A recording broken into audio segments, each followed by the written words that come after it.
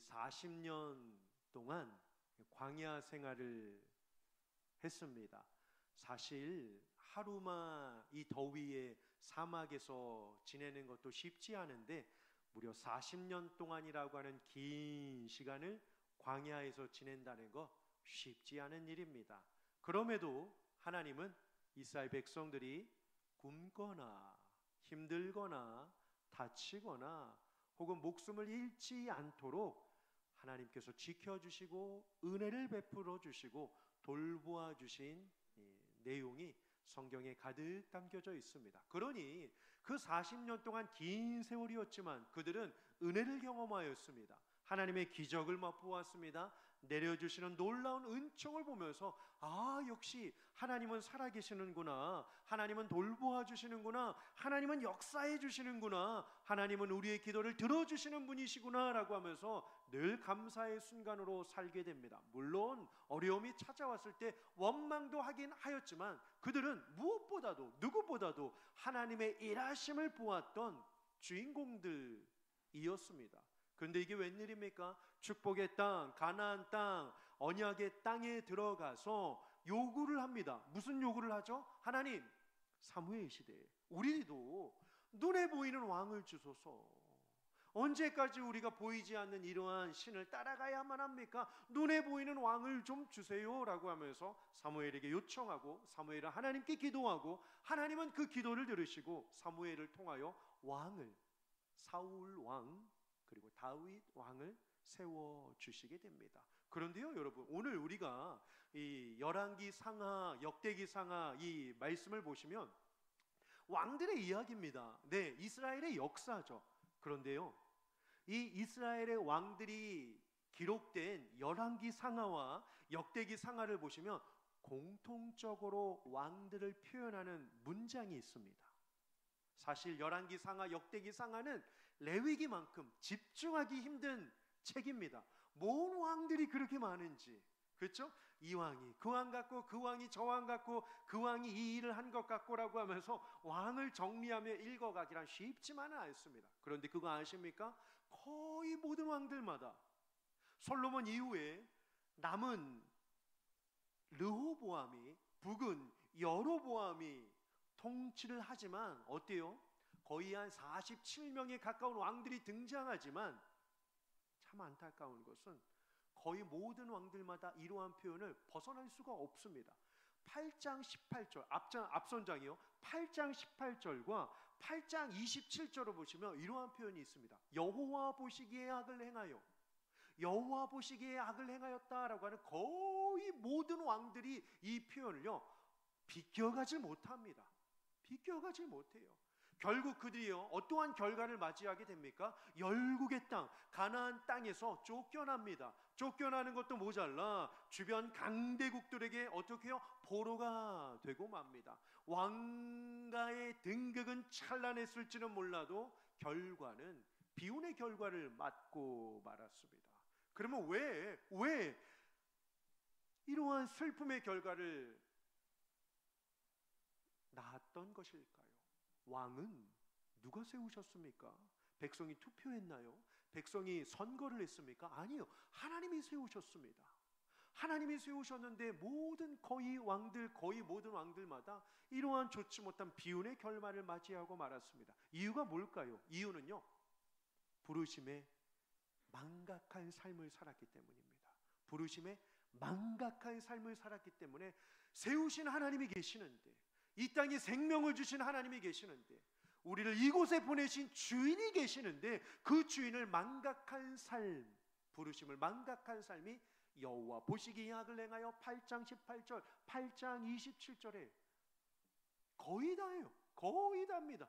여호와 보시기에 악을 행하였다라고 하는 것이 그들의 결과가 되고 말았습니다. 안타까운 일이죠. 여러분 보십시오. 그 부르심을 망각한 삶, 성경이요 우리를 향하여서 부르심을 무엇이라고 이야기를 합니까? 하나님이 우리를 구원하사 거룩하신 부르심으로, 소명으로 우리를 부르신 것, 하나님이 우리를 구원하사 거룩한 소명으로 우리를 부르신 것은 우리의 행위대로 하심이 아니요 오직 자기의 뜻과 하나님의 뜻과 영원 전부터 예수 그리스도 안에 있는 은혜대로 우리에게 하심이다라고 성경은 말씀하고 있습니다. 함께 화면을 한번 보실까요? 디모데후서 1장 9절입니다. 하나님이 우리를 구원하셨대요. 근데 구원이 끝이 아닙니다. 거룩한 소명을 주셨다라고 이야기를 합니다. 그 거룩한 소명이 무엇입니까? 내 생각, 내 방법, 자기중심적인 죄가 되지만 우리의 행위대로 하심이 아니다라고 이야기를 합니다. 중요한 게 뭘까요? 하나님의 뜻이요, 하나님의 뜻. 그리고 또 하나는 뭘까요? 영원 전부터 예수 그리스도 안에서 우리에게 주신 은혜대로 하심이라라고 말씀하시면서 부르심을 이렇게 말씀해주고 있습니다. 결국 부르심은 뭘까요? 하나님의 뜻을 알고 은혜를 사모하는 삶이 부르심입니다. 하나님의 뜻을 아는 건 과거가 되겠죠. 현재도 마찬가지입니다. 뜻을 알고 이것이 하나님이 기뻐하시는 일인지, 이것이 하나님을 가슴 아프게 하는 일인지를 영적 분별력을 가지고 사는 것이 하나님의 뜻을 가지고 사는 삶입니다. 그러니 우리에게 필요한 것은 무엇일까요? 우리가 흔히 부르는 찬양처럼 모든 것이 은혜로다라고 하는 이 고백을 통하여서 앞날 예측 불허의 인생을 살곤 하지만 하나님의 은혜가 절실합니다라고 해서 하나님의 뜻을 알고 하나님의 뜻을 붙잡고 살아가는 것이 부르심임을 성경은 말씀해주고 있습니다. 오늘 본문에요, 배경은요, 엘리사 선지자가 활약하였던 시대였습니다. 그 시대는 어떠한 시대입니까? 다양한 왕들이 등극합니다. 왜 그랬을까요? 오래가지 못하죠. 주변국들에게 배망을 당하고 멸망을 당하는 아픔들이 비일비재하게 일어났기 때문입니다. 그런데 앞선 왕의 실수를 보았음에도 불구하고 똑같이 그 모습을요 답습해 갑니다. 그게 뭐죠? 주변 국가들과 동맹을 맺어요. 더 강한 나라를 만들기 위하여 동맹을 맺지만 결과는 더 악한 나라로 전락하는 꼴을 보게 됩니다. 강하지 않아요. 강하지 않습니다. 이게 힘이 되겠지, 이게 능력이 되겠지. 나니아 연대기를 지은 C.S. 루이스가 이러한 이야기를 합니다. 하나님 없이, 하나님을 배제하고 내게 힘이 될 것 같은 모든 요소를 붙잡아 보아야 그것은 곧 무너지고 마는 바벨탑과 같다라고 이야기를 합니다. 하나님 없이 붙잡는 것, 하나님 없이 추구하는 것, 하나님 없이 따라가는 것, 하나님을 배제하고 내가 주인 되고 내 생각이 앞서고 내 뜻을 계획하고 내 목소리를 바라여 나의 삶이 맞아라고 요청하는 삶으로 살아가는 그 삶은요 결국 무너지고 말 거다라고 이야기를 합니다. 그 이러한 표현을 합니다. 뒤틀린 이합 집산, 뒤틀린 이합 집산, 맞아갈 수가 없다라고 이야기를 합니다. 사실 여러분, 이스라엘 백성들이요 고난을 정말 많이 당했습니다. 근데 지금까지도 존속하는 이유가 뭐라고 생각하십니까? 지형이 좋습니까? 정치적인 전략이 뛰어납니까? 특별한 어떠한 요소가 있습니까? 아니면 어떠한 눈에 띄는 괄목할 만한 그러한 요소가 그 나라를 지탱하고 있는 것일까요? 아니요, 그렇지 않습니다. 이스라엘이 전쟁 중에서도 승리하고 광야 속에서도 평안하고 고난 속에서도 기쁨을 누릴 수 있었던 비결은요 다른 그 무엇이 아니라 외부의 어떠한 세상적인 요소가 아니라 성경은 이렇게 이야기를 합니다. 하나님의 긍휼과 은혜의 언약 때문이다라고 말이죠. 하나님이 이스라엘을 왜 택하셨습니까? 수가 많아서 택한 것이 아니요, 땅이 좋아서 택한 것이 아니요, 사람이 착해서 택한 것이 아니요 라고 이야기를 합니다. 뭐라고 말씀하시죠? 하나님의 일하심을 드러내기 위하여 그들을 택하셨다라고 이야기를 합니다. 민족주의가 아니었습니다. 그들의 뛰어난 우월함도 아니었다라고 하는 사실입니다. 뭐라고 하죠? 긍휼과 은혜의 언약이다라고 이야기를 합니다. 하나님의 긍휼하심은 뭘까요? 하나님의 긍휼하심은요 기억함입니다. 하나님이 기억해 주시는 거예요. 하나님의 은혜는 무엇입니까? 변하지 않는 것이 하나님의 은혜예요. 나를 기억해 주시고 나를 변치 않도록 사랑해 주시는 하나님. 그래서요 열왕기상하 역대기상하를 보시면 여호와께 악을 행하였다라고 하는 표현이 거의 모든 왕들에게 기록이 남겨질 뿐만 아니라 또 하나는요 한번 보실까요? 8장 23절입니다. 남은 사적과 모든 행동이요 역대 지략에 기록되지 아니하였느냐라고 반어법으로 이야기를 합니다. 한 왕의 모든 업적들이 다 기록됐다는 거죠. 하나님이 모든 일들을 발걸음을 다 알고 계신다라고 하는 사실입니다. 여러분, 이 대목을 접할 때 어떠한 느낌이 되십니까? 하나님이 다 아신다고요. 그 행한 모든 일들을 역대 지략에 기록하지 아니하였느냐? 반어법이요. 뭐죠? 다 안다는 겁니다. 세상의 왕들도 사람의 일들도 주변 사람들이 다 알듯이 하물며 하나님께서 우리를 모르시겠습니까? 두 가지 느낌이 되겠죠. 죄성의 측면으로 볼 때는 두려움이 생깁니다. 구원하여 주셨지만 우리는 여전히 죄를 짓고 있는 모습 속에 우리는 두려워하죠. 반대로요, 사랑의 측면을 한번 생각해 보실까요? 뭘까요? 하나님이 나를 끝까지 알고 끝까지 붙드신다는 것에 위로가 되곤 합니다. 여러분, 하나님은요, 내가 중요하게 여기는 기도라고 한다면 하나님도 마찬가지로 중요하게 여기시고 응답하시기를 기다리고 계시는 분이십니다. 동의하십니까? 반대로요, 내가 사소하고 하찮게 여겨서 이것까지 기도해야 돼 라고 하는 마음을 갖고 있다라고 할지라도요, 우리 하나님은요, 나의 작은 신음에도 응답하시는 하나님이 되십니다. 왜요? 하나님은요, 어떠한 분이시냐면 기도하는 사람을 사소하거나 하찮은 존재로 보지 않으시기 때문입니다. 기도하는 사람 그 자체가 귀한 거죠. 그러면 우리도요, 하나님을 어떻게 해요?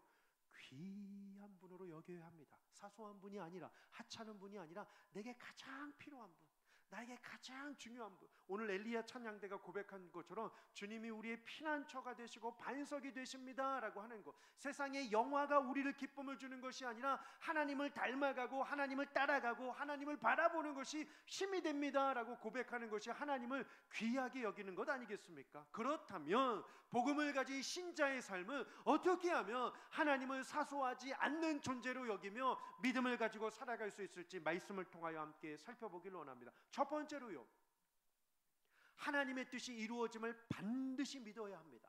하나님의 뜻이 이루어짐을 반드시 믿어야 돼요. 자, 오늘 본문 말씀이요, 엘리사 선지자가 사환 한 사람을 택하여 부릅니다. 너는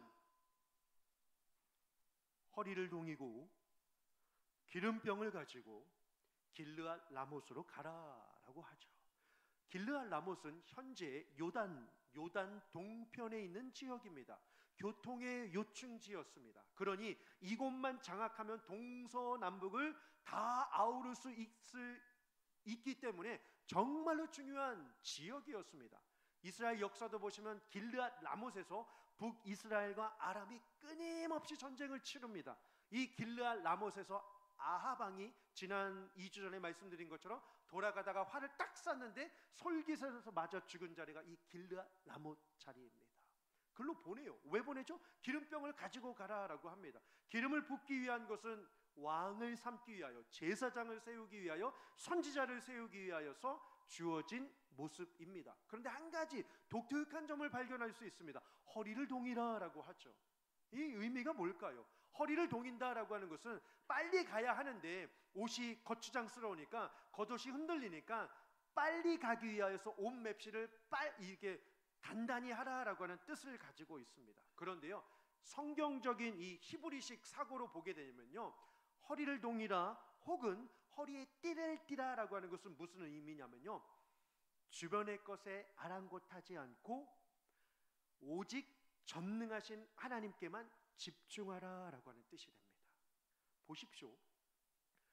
선지자 제자 이 한 사람이요, 길르앗 라못까지, 엘리사가 있던 곳에서 라못까지의 거리는 약 45km가 떨어져 있습니다.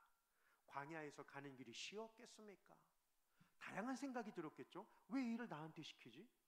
왜 이 귀찮은 일을 나한테 시키지? 본인이 가면 될걸. 아니면 나보다 조금 더 높은 사람을 시키면 될걸. 아니면 이 먼 길을 가면 낙이라도 주던가 낙타라도 주던가 말이라도 주던가 뭐 병거라도 주던가 빨리 가야 하면 그렇게 빨리 가게 해야지 나를 골탕 먹이려고 하는 건가? 사탄이 주는 다양한 잡생각들이 얼마나 많이 들어올 수 있는지 모릅니다. 손에 뭘 들고 있었습니까? 기름병을 가지고 있었습니다. 당시에 왕, 제사장, 선지자를 세우기 위한 이 기름병은요, 이 요세푸스 추측에 따르면요, 5대가 아무 일도 하지 않고 충분히 살 수 있는 넉넉한 가치라고 합니다. 네, 주신 사명이니까 갔겠지만 사탄이 얼마나 공격했겠습니까? 속삭였겠죠. 야, 그거 뭐하러 가지고 가? 그거 너가 가져. 그거 너가 써. 그러면 5대가 먹고 산다라고 하니까 물질적인 유혹, 시간적인 유혹, 육신적인 이 유혹에 견딜 재간이 없었으리라 충분히 상상이 됩니다. 그런데 그는 그 길을 갑니다. 허리를 동이고 오직 말씀에 집중하기 위하여. 오늘 우리가 살아가는 이 시대도 마찬가지 아니겠습니까? 예측 불허의 인생을 살고 있습니다. 정제되지 않은 유혹과 세상의 욕망들이 우리의 삶을 얼마나 괴롭히는지 모릅니다. 하나님이 아닌 피조물에 집중하게 합니다. 하나님을 바라보지 못하고 세상의 것에 귀를 기울이게 하는 시대에 우리는 살고 있습니다.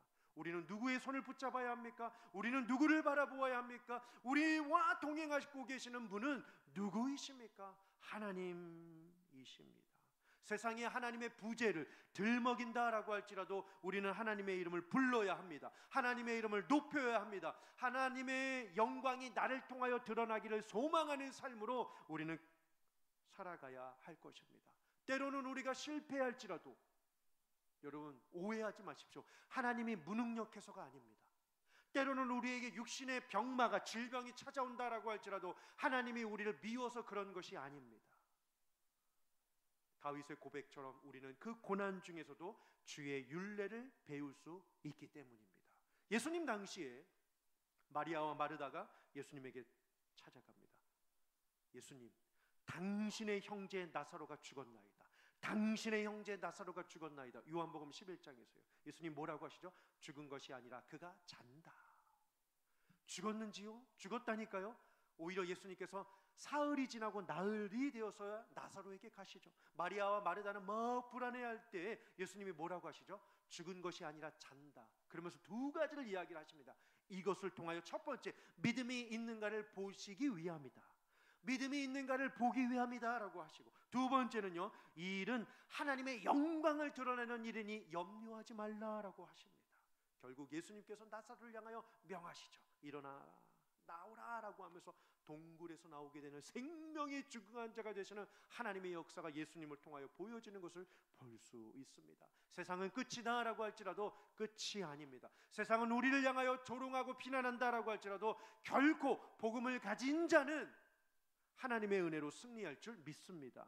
물론 복음을 가지고 사는 삶은 쉽지 않습니다. 어렵습니다. 하지만 기억하십시오. 복음을 가지고 사는 삶은 어렵다라고 할지라도 최고로 가치 있는 삶임을 우리는 잊지 말아야 합니다. 사람이 만든 우상과 사람을 만드신 하나님은 비교 대상이 되지 않습니다. 다시요. 사람이 만든 우상과 사람을 만드신 하나님은요, 비교 대상이 되지 않습니다. 세상은 자신을 만드신 하나님을 경배하지 않는 어리석음에 빠져 있습니다. 이럴 때일수록 우리는 자신을 만드신 하나님을 경배하며 살아가야 합니다. 2절과 3절을 보실까요? 엘리사의 사명을 받은 이 제자 한 사람이 가죠. 길르앗 라못으로 갑니다. 허리를 동이고 가죠. 기름병을 가지고 가면서 하나님께서 왕으로 세우실 것이다 라고 하는 마음을 가지고 열심히 갑니다. 3절 한번 보실까요? 중요한 게 뭘까요?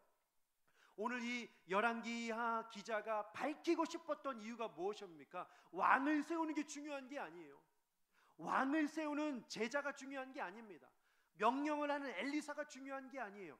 역사를 주관하시는 하나님이 중요한 겁니다. 3절 보실까요? 여호와의 말씀이 내가 너를 왕으로 세우라 하셨느니라 라고 하는 대목이에요. 여호와의 말씀이에요. 여호와의 말씀. 보십시오. 갑작스럽게 엘리사가 제자를 불러서 너 길르앗 라못 가서 예후를 왕으로 삼으라 라고 한 게 아닙니다. 하나님은 갑작스럽게 하지 않으셔요. 우리 성경 한 구절 화면 한번 보실까요? 열왕기상 19장 16절입니다. 열왕기상 19장 16절이에요. 이 대목은요, 엘리사의 스승 누구죠? 엘리야예요. 엘리야에게 호렙산에서 하나님께서 나타나셔서 두 가지 사명을 주셔요.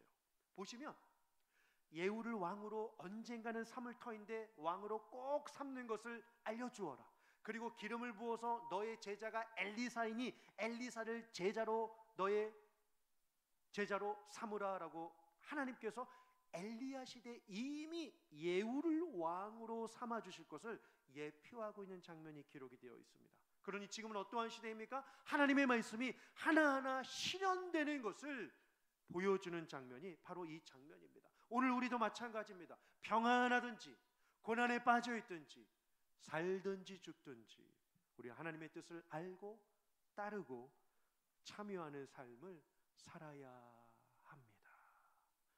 눈물 나게 그리워하는 대상이 있으십니까?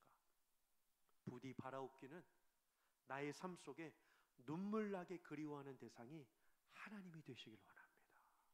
왜요? 우리 예수님은 피와 눈물을 십자가에서 흘리시면서 우리 한 사람 한 사람을 구원해 주셨기 때문입니다. 그 눈물을 우리가 이어받아야 합니다. 그러면 이것도 우리가 주께서 주신 은혜의 눈물을 흘리고 기도하고 찬양하고 말씀에 의지하면서 은혜의 눈물을 흘리는 자리로 만들게 된다면 이 교회는 주의 교회대로 하나님의 뜻대로 쓰임받게 될 줄 믿습니다. 더 나아가 우리의 눈물이 하나님의 뜻을 알지 못하고 세상 가운데 방황하며 자기가 만든 우상이 만족을 주고 기쁨을 주고 행복하게 해줄 것이다 라고 착각하며 살아가는 사람들이 우리의 눈물의 기도로 그 사람들의 마음이 변화되어서 하나님을 함께 예배하며 하나님 나라에 함께 들어가는 역사와 능력과 은혜가 분명히 이 시대 가운데 우리를 통하여 일어나게 될 줄 믿습니다. 또다시 또 하나 두 번째입니다. 이어서요. 하나님의 뜻을 성실히 수행해야 합니다. 하나님의 뜻을 성실히 수행해야 돼요. 자, 엘리사의 명령을 듣고 제자 중 한 사람이 길르앗 라못으로 갑니다. 도착해 보니 누가 앉아 있습니까? 군대 장관들이 쫙 앉아 있습니다. 표현을 보니까 소년이라고 해요. 10대 청년입니다. 그런데 40대 50대 그 아저씨들이 질비하게 앉아있는, 완전 군장을 하고 군대 장관들이 앉아있는 그곳에 문을 열고 간다니 쉬운 일이겠습니까? 겁에 지리지 않겠습니까? 더 나아가 그곳에서 내가 여러분들에게 할 말이 있나이다. 예후가 누구입니까? 예후여 일어나소서 명령하는 것 자체가 말이 되겠느냐 말입니다. 여러분들이라면 하실 수 있겠습니까? 10대 청년이 40, 50대 그 아저씨들에게 손가락질하고 명령하고 일어나라, 와라, 내 말을 들어라. 안 되죠. 하나님이 주관해 주지 않으시면 결코 이루어질 수 없는 불가능한 상황이었습니다. 5절을 보실까요? 소년이래요. 소년. 장관에게 할 말이 있다라고 합니다. 예후를 향하여서요. 지목하죠. 그 예후를 나오라고 합니다. 골방으로 가자고 해요. 예후가 순순히 따라갑니다. 따라가는 것도 모자라. 야, 골방은 너무 누추하다. 자기 집으로 데리고 가요. 그리고 그 소년 앞에 무릎을 꿇습니다. 그리고 기름 부음을 받고 왕으로 택하는 시간을 갖게 됩니다. 그러면서 선지자 제자를 통하여 사명을 듣게 되죠. 그 사명이 뭘까요? 아합의 집 전체를 무너뜨리라 라고 하는 표현입니다. 아합의 집 전체를 무너뜨린다 라고 말이죠. 그러면서 9절 한번 보실까요 여러분? 9절입니다. 9절을 보시면 여로보암과 바사의 집이 표현되고 있습니다. 역사적인 설명을 잠깐 드리자면 이 여로보암은요, 솔로몬 이후에 북이스라엘을 주관하던 왕이었습니다. 그런데 북이스라엘은 10개의 지파가 가죠.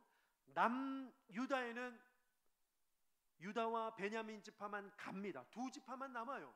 북쪽에는 10지파, 남쪽에는 이 두 지파만 남게 되는데 당시에 여호와를 경배하는 성전이 남쪽에 있었습니다. 베델에 있었죠. 그러자 북쪽에 있는 이스라엘 왕 여로보암이 남쪽으로 사람들이 가는 것을 우려하여서 단과 베델에 우상을 세워놓게 됩니다. 밑으로 내려갈 필요 없이 여기에서 이 신을 섬겨라라고 하면서 하나님이 아닌 눈에 보이는 우상을 만들어 놓고 사람들을 경배하게 하는 악에 빠지게 하는 장본인이 되었습니다. 결국 그의 아들이 왕이 되지 못하고 바하사가 그의 아들을 죽이고 자신이 왕이 됩니다. 바하사 또한 그 왕권을 아들에게 물려주지 못하고 군대 장관이 시므리가 반역하여 그 왕권을 찬탈하게 되는 아픔의 역사가 담겨져 있어요. 그래서요, 북이스라엘은요 아들들에게 왕을 주지 못합니다. 다 반역을 당하죠. 구테타를 당합니다. 다 끝까지요. 마지막까지. 남유다는 딱 한 사람만 여호아스, 여호야긴, 시드기야 때 큰 아버지에게로 한 번 갔다가 다 아들에게 왕권이 물려주게 되지만 북이스라엘은 그렇지 못합니다. 다 반역으로 죽임을 당하죠. 이어지는 다음 구절에서도요, 이세벨은 이스라엘에서 죽을 것이며 그 시체를 개가 먹을 것이며 안장하는 자가 없으리라 라고 하면서 아합의 모든 남자가 이같이 멸절되리라 라고 이야기를 합니다. 당시의 개는 가장 하찮은 동물, 그리고 가장 부정한 짐승으로 여겨진 때였습니다. 그런데 자신의 시체가 안장되지도 못한 채 새나 들짐승에게 먹임을 당하는 것은 하나님께 저주를 받은 대표적인 표현이었는데, 이세벨이 이 꼴을 당하고 마침을 당하게 됩니다. 이세벨이 누구죠? 시돈의 여인이었습니다. 아합 왕이 아내로 삼았던 여인, 그러니 그 여인으로 말미암아 바알과 아세라 신을 이스라엘에게 데리고 왔던 아주 우상의 우두머리였던 자가 바로 이세벨이었습니다. 그런데 그의 결과는 결국 좋지 못한 것을 볼 수 있습니다. 얼마나 안타까운 이야기인지 모릅니다. 하지만 이 두려움 앞에서도 이 청년은, 이 소년은 두려워하지 않고 하나님의 말씀을 담대하게 성실히 수행해 가는 것을 볼 수 있습니다. 여러분, 사도 바울이요, 복음을 전하다가 감옥에 갇혔습니다. 그러면 하나님이 실패하신 것일까요? 하나님이 보내셨는데 하나님의 계획이 불완전해서 그런 것일까요? 아닙니다. 그럼에도 불구하고 사도 바울의 마음은 담대했습니다. 그렇지 않습니까? 왜요? 부끄러워하지 않았습니다. 왜요? 복음이 준 자긍심이 있었기 때문입니다. 복음이 준 능력이 있었기 때문입니다. 마치 병사처럼, 경기하는 자처럼, 농부처럼 우직하게 고난을 감내하면서 결과를 확신하며 승리를 주실 하나님을 바라보았기 때문에 그 뜻을 성실히 수행할 수 있었던 것입니다. 마지막으로요, 세 번째입니다. 하나님의 뜻에 끝까지 어떻게 해요? 집중해야 됩니다. 언제까지요? 끝까지라고 말이죠. 엘리사의 제자에게 앞날의 소식을 들은 예후는 군대 장관들이 있었던 자리로 다시금 가죠. 그리고 그들이 안부를 묻는데 11절 보십시오, 여러분. 그 소년을 가리켜 군대 장관들이 그 소년을 가리켜 뭐라고 하죠? 미친 자. 세 번째 줄이요, 미친 자라고 이야기를 합니다. 왜? 이 사람은 지금 뭘 가지고 온 사람입니까? 헛소문입니까? 유언비어입니까? 아니요, 하나님의 뜻을 가지고 온 사람이었습니다. 말씀의 종이었습니다. 그런데 뭐라고 하죠? 미친 자가 와서 뭐라고 하디? 뭐라고 하냐? 영적인 상태를 표현해주고 있습니다. 그러면서 자신을 속이지 말라라고 하면서 12절에 이러한 이야기를 합니다. 중요한 것은요, 3절, 6절, 12절에 이 오늘의 본문의 가장 중요한 하이라이트가 강조가 되어 있습니다. 3절, 6절, 12절이죠. 뭘까요? 여호와의 말씀이 내가 내게 기름을 부어 이스라엘 왕으로 삼노니라고 하는 이 표현입니다. 누가 세우신다고요? 여호와의 말씀, 하나님이 세우시는 것. 왜?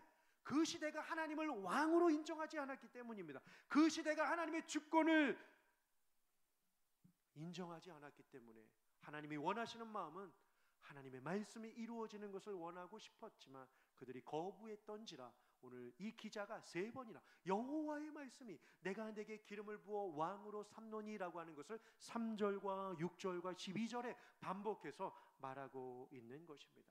이 이야기를 하자 주변에 있는 군대 장관들이 열광을 하죠. 13절 마지막 구절을 보시면 섬돌 위에다가 자기들의 겉옷을 펼치고 예후는 왕이다라고 나팔을 불며 선포를 합니다. 결국 하나님을 버린 왕 요람은 하나님이 버린 왕이 되고 말았습니다.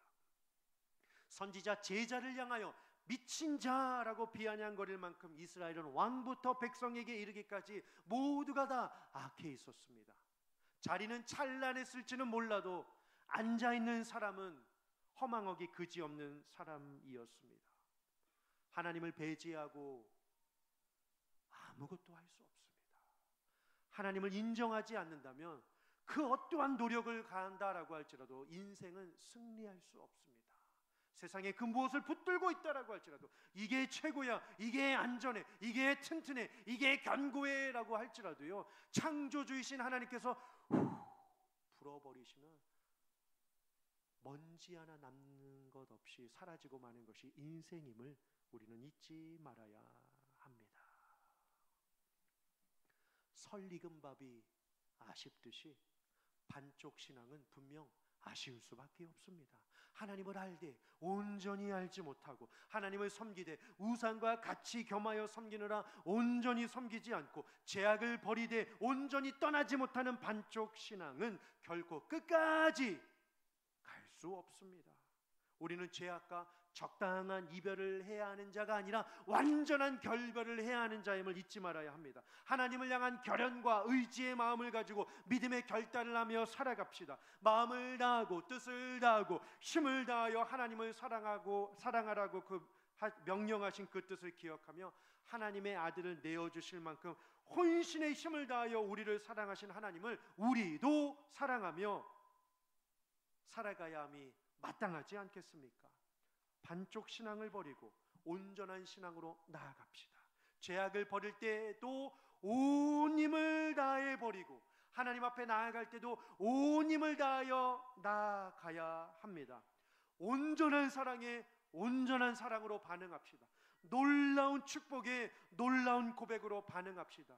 기가 막힌 은혜에 열정적인 경배로 하나님 앞에 반응하며 살아가야 할 때입니다. 그렇게 산다면 분명 하나님께서 우리에게 놀라운 은혜를 주실 것입니다. 하나님은 만홀히 여김을 받으시는 분이 아니십니다. 나 여호와는 중심을 보는 자이오니 사람은 외모를 보거니와 나 여호와는 중심을 보거니와 세상이 외형주의로 치닫고 있는 시대입니다. 경건의 모습 이 또한 중요하지 않습니다. 정말 중요한 것은 속사람 경건의 능력이 중요합니다. 심령을 말씀으로 채우기를 원합니다. 인생을 하나님을 경외함으로 채우기를 원합니다. 남은 인생을 하나님의 주권에 맡기며 신뢰하는 삶을 살아가기를 원합니다. 점점 마지막이 가까워지고 있습니다. 우리는 이 시대에 세상의 힘, 세상의 일보다도 하나님을 향한 마음을 가지고 주님이 주시는 사명을 끝까지 붙들고 살아가야 하는 자들로 부르심을 받았습니다. 부르심의 허망한 삶이 아니라 부르심의 충만한 삶이 되어서 끝날까지 하나님이 주신 은혜로 사시고 하나님께 영광을 올려드리는 평생 주님의 도구로 승리하시는 저와 여러분들이 되시기를 주님의 이름으로 축원합니다. 기도하시겠습니다. 존귀하신 하나님 아버지,